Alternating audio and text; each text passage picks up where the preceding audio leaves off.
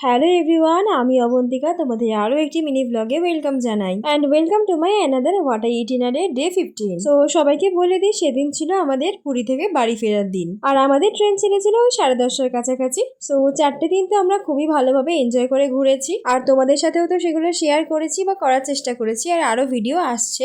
By the way, সেদিন ট্রেনে উঠে তো 1 কাপ করে সবার জন্য গরম গরম চা নিয়ে নেওয়া হয়েছিল। আর টু বি অনেস্ট, আমার কাছে এই চাটা খুবই ভালো লেগেছে আর বাড়ির চায়ের থেকে অনেক ভালো ছিল। মানে সব চায়ের থেকে আমার এটা বেস্ট লেগেছে। তারপরে চা খেয়ে একটু বাইরে বেরোলাম, মানে ট্রেনের বাইরে বেরোলাম। আর এখানে তো মোটামুটি সবাই রিজার্ভে চলে গেছে, মানে সিটে বসে পড়েছে। আর এদিকে দেখো, মা কিন্তু সঙ্গী পেয়ে গেছে গল্প করা, তাই জন্য গল্প করছে। দেন আমরা একটু বাইরে থেকে তারপরে ট্রেনে বসে পড়ি। আর তেমন কিছু খাওয়া হয়নি বলে একটু কেক খেয়ে নিচ্ছি প্রথমেই সকালের দিকে। দেন খেয়ে নিলাম একটু লেস, যেটা লাল কালারের ছিল, মানে টমেটো ফ্লেভার যেটা। আর তারপরে তো ব্যাক টু ব্যাক খাওয়া এসেই যাচ্ছে। আর এখানে নিয়ে নিয়েছিলাম ছোলা সেদ্ধ মাখা। দেন 8-9 ঘন্টা জার্নি করবো, তাই জন্য দুপুরবেলা একটু মুড়ি খেয়ে নিলাম, ভারী খাবার খেয়ে নিলাম যেটা বাপি মেখেছিল।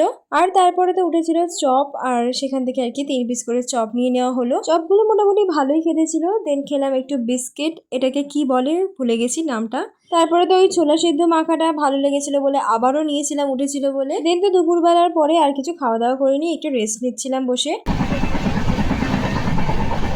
রেস্ট নেওয়ার পর আবার খিদে পেয়ে গিয়েছিল, যেহেতু তেমন কিছু ভারী খাবার খাওয়া হয়নি, তাই একটু কেক খেয়ে নিলাম সবাই মিলে। আর এই ট্রেনটা তো 3-4 ঘন্টা লেট করেছিল, তো তারপরে একটু ঘুগনি নিয়েছিলাম, তারপরে চলে গেলাম বাড়ি।